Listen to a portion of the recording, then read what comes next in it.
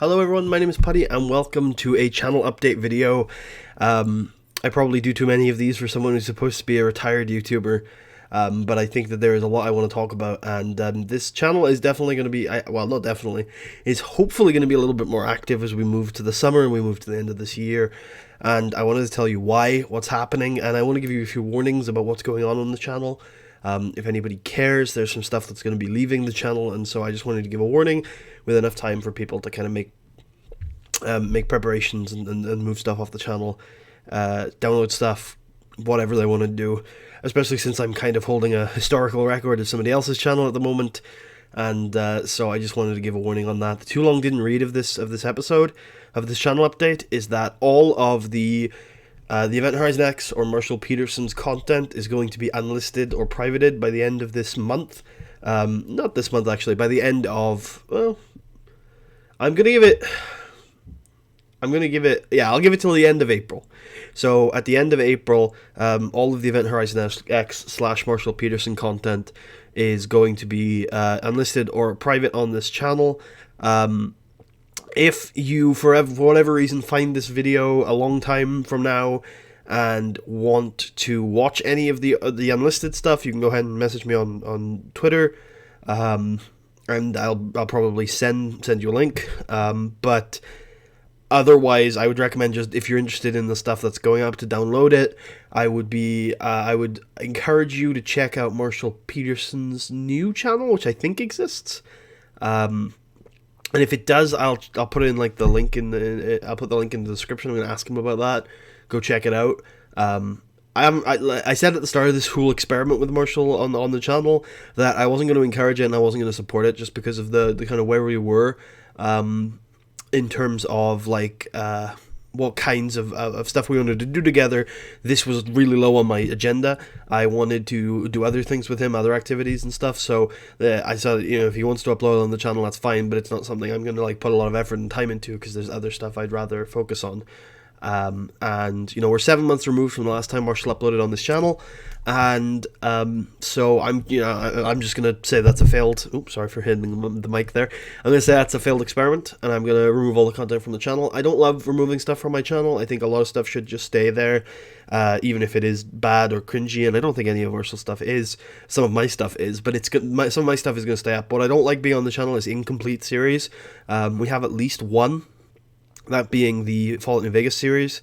That is definitely incomplete, because I'm pretty sure that's over 100 parts, and we only have 30 on the channel at the moment. I think the Dishonored playthrough is also incomplete. So I'm just going to be removing all of Marshall's content off of the channel for the time being, because yeah, I just don't want incomplete stuff on the channel.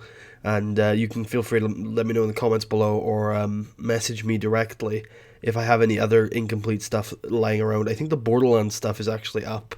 I should probably take that down as well.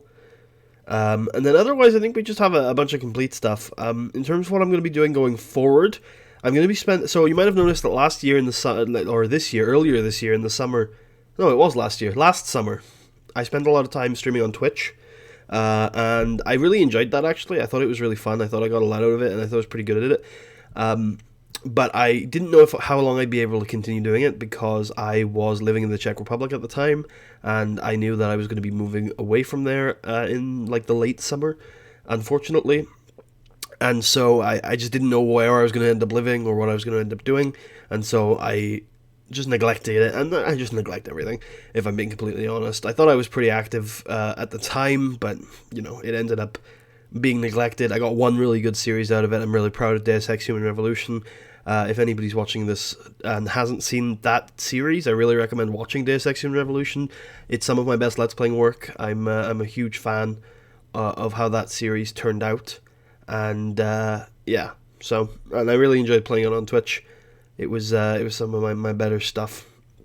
So, yeah, that's up as well. We also obviously have the Star Wars stuff. I'm currently GMing a bunch of Star Wars campaigns. I'm recording them, but I'm not really super comfortable with uploading them, mainly because they're very like private campaigns, and I think it's better to leave that where it is. rather than uploading. Sorry, I'm just looking through some of this content and seeing what's going on here. But yeah, sorry, I'm just looking through some of this content. Yeah, I think that's supposed to be a not supposed to be. I think that's mostly better left in private. I don't think those are like shows. I think they're really good. I'm really enjoying running the campaigns, but I think they're not like designed to be shows, and a lot of the PCs in those might feel a bit differently if they know it's designed to be a show. So I want to keep that off air. I'm mostly recording them so I can reference them, but it's something that I might upload again. The RPGs did okay, actually. Now that I'm looking through, they actually did all right in terms of interest in them. So maybe I'll bring that back if that continues. You know, if I find the opportunity and the chance and it comes up right. I'm very amused because I can see now that the Star Wars episode where episode 30. Hold on, I'm gonna mute. I'm gonna open it. Star Wars episode 30 of Dune's Vootpow has like 1,000 views because it's got XXX in the title, which is hilarious to me. But yeah, I remember that happening. That's really funny. So I don't think we're going to be doing a lot of... I really wanted to open... We're like 5 minutes into this video and I haven't mentioned TEW yet because we're going to talk about TEW today. But yeah, the RPG stuff, if you're interested in that, let me know. Because I'm going to be spending some time just doing shit, just playing what I'm playing and streaming it if I can. And just relaxing and doing it. Yeah, and so we'll get around to what I'm going to mainly be doing. But yeah, if you're interested in anything in particular, just chuck me a bell, because I'm always interested in just like doing what people want to see, and what I think that is mainly is TEW. So there's a new TEW game coming out next month, TEW 2020. Which is exciting, of course. Apparently, it's quite a big step forward. It's been 4 years since he released the last one. I have my problems with the development process of that game, and I've been pretty open and critical about it in the past. Some people have I think some people got real annoyed at me 3 or 4 years ago for being vague about this. And I don't want to. It's just because I don't want to sit down and go through everything, because I don't think it's useful. I don't think it'll fix anything to just lay out why I'm critical or what I'm critical of in terms of the TEW development process. But I just think I think at times it does look like an outdated game. I think it's unfortunate we don't have more alternatives. It's the same with almost any of these sports franchises that are that are dominated by one or two games. It's difficult to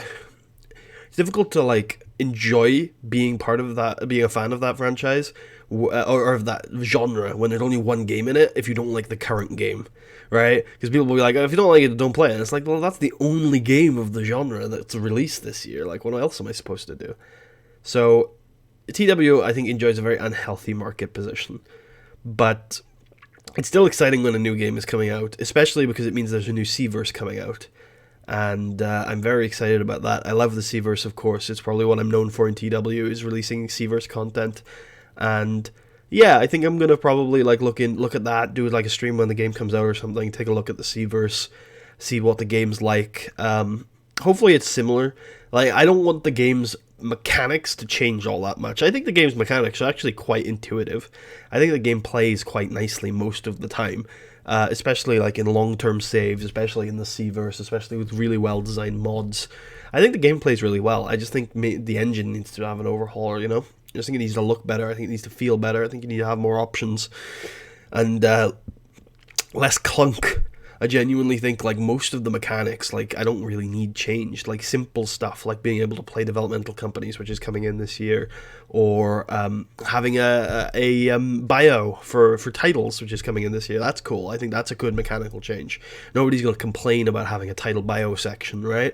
Or changing the heal and face rating. So instead of being a attribute, it's just it's what's the word? It's I can't really think of a comparison that's not Football Manager, but it's like Weak Foot in Football Manager. It's on a strong. It's on a 0 to 5. Can you even do it in the first place? It's like a. it's like an ability to do something rather than purely like your strength at doing it. You know, like it's not how good are you at playing a heal necessarily. It's can you even play heal, and it makes it easier because Ryland says most people just play face and heal just normally, which is nice. I think that's a nice change. I think a lot of what I've seen from that is fine. I think he tries to balance the game often enough, which I think the best thing to do often enough in TW is to make it just unbalanced, because that fixes some of the clunk. Like if you feel like someone should be getting over, usually you can just force it, and that's easier to handle than the game kind of just saying no, you don't get to force it. Even though yes, that's more realistic, the game isn't intuitive enough to figure that shit out on its own. You kind of need to tell the game who should be getting over, especially since it's mainly about telling stories. So hopefully the game isn't too balanced, because I obviously I enjoy just playing the game and succeeding and using it mainly as a storytelling tool. And I'm just looking forward. I hope, and I am sure that a lot of the old TEW YouTubing community will come back out of the woodwork for the upcoming game. I haven't done a bunch of research on this, but I think out of everybody, I think Rick is the only one who's like, or that's not true actually. I bet there are a bunch of people that I just don't watch that are still playing. But like out of the people that like were really mainstream back when I was getting in to the community, Rick is the only one who's still like going. And credit to him. I think I heard from someone just before coming on air here that one of his series is up in the 400s of episodes, which is unheard of for this community, and fantastic to him. He's a very hard worker, and I know he enjoys putting out. Well, I think he enjoys putting out that content, and people enjoy watching it. So that's a really awesome. That series has gone on for so long. Gone are the days where my measly Mid-Atlantic series is the longest reigning TW series on YouTube. But really, I hope we'll see more of the old faces like Nick and Rick and obviously Silly Tuck and most of my old community are long gone. Unfortunately, if you're looking for some Dave Scott TEW, I'm afraid you'll be disappointed. He does still upload if you can find those. If you can find that niche old channel of his, but I guess it's not that niche, but it's not what it used to be. And then I don't know what Benditch is up to these days. And then, I mean, a lot of that community's dispersed, gotten older, gotten, I think, out of it. I get that for sure. But I'm interested in the new game. I still like wrestling a ton. I mean, I've watched it for long enough that I know it's always going to be a part of my life, on or off. And I think it's a really cool storytelling medium. And I'm interested in kind of interacting with that community again. I hope it can happen. Last time I tried to have like a real community outreach project for 2016. I tried to put together a really big series and a big game. It just didn't work out so well. This time I'm just going to chill, sit back, see what everyone's up to, and hope that we do see some fun stuff. Let me know in the comments who you're watching with in the TW community, and maybe I can have a look and see what everybody's up to these days, because it's obviously very different than the last time I uploaded. And so in terms of like what I want to do for 2020, I don't know what I'm gonna do. There are a couple of old series ideas that I obviously could revisit. I don't love the idea of doing a Mid-Atlantic series again this year. I didn't like the idea of doing it last time, but it was something that just felt comfortable to me. It's a great company in a great spot. It's a fantastic place to just build something simple, and that's what Mid-Atlantic was for me in 2016. And of course, it was playing on the nostalgia of 2013. And I had a lot of fun with it. Mid-Atlantic was a great series last time around. I'm really proud of what I did with that. I wish I had continued it. It only had like a year left until it was finished, and I wish I had done that final year. I think we ended it on a good spot. It was also getting a bit absurd. I got really lucky with getting like Matthew Keith and Greg Gage back to the company, and I think that probably hurt my enjoyment a little bit, is having these big stars back. I really liked the stories I was telling with them, but it just seemed too easy. So like revisiting Mid-Atlantic again this year doesn't feel like something I really want to do, but I said that last time. Doing Lucha Libre is not something I want to do. I'm really happy with Oli. I think it's the best I can do with that concept. I think, to an extent, there's probably stuff I could do with Lucha Libre. That's fine, that's good, that's fun. But, the absurdist stuff with Oli, being able to tell serious stories in that world, was just a bunch of fun. I really enjoyed that. I had a lot of fun with Oli. I still think the concept was dope. I think we executed on it well. One of the things I'm really proud of with both that and Brand Split is playing on style for like a season or two and then molding it into something serious. I really enjoy that. I really enjoy just kind of playing into your style for a few seasons and then figuring out where you're at. That was something I really enjoyed about both of those series, and I think they're good. Talking of Brand Split, that's obviously an idea that gets revisited a lot.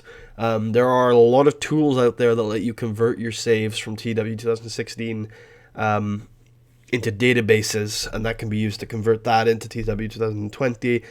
I don't know if that story has any more legs. I have ideas. I talked about them in the epilogue, I think. I've talked about them a lot, and I think they're fun ideas, but they're not an arc, you know. They're not like a proper story. They're not a next chapter of that story. I think we told a really like high stakes story at the end of Brand Split, and what would follow is just fun wrestling stuff. Seeing Johnny Gargano, not Johnny Gargano, seeing Sami Zayn deal with being the ace now. You know, he'd never deal with that well. We saw during the Kevin Owens feud that he is pretty much everything Owens says he is. So there will be a lot of like broken pedestal stuff with Sami, seeing Zack and Johnny after their roads of redemption, see how they are as fully like formed hero characters, and then just creating new villains. Seeing how SmackDown goes, I would have really enjoyed some stories I have in mind, especially short-term stuff for that. And doing SummerSlam at Wembley would have been cool, but again, none of it's like an arc. It'd be Raw's turn to tell their arc, and I'm not sure. While Tucker, I think, is happy with how he ended that series, I don't think he'd want to go back to it. But I might be wrong. We'll have to see as things go on. And I'd like to work with Tucker again. That was a really good working environment to an extent. It was unhealthy, but it was good. It produced good stuff. I'm really proud of Brand Split. Tucker is proud of Brand Split. He says it's, you know, part of it was one of his more successful series, and I'm glad to hear that. I really enjoyed the feedback and the community we had around that series, and it pushed me to like tell different kinds of stories. My first real world mod that I really invested in, and I got a lot of like my creative juices out.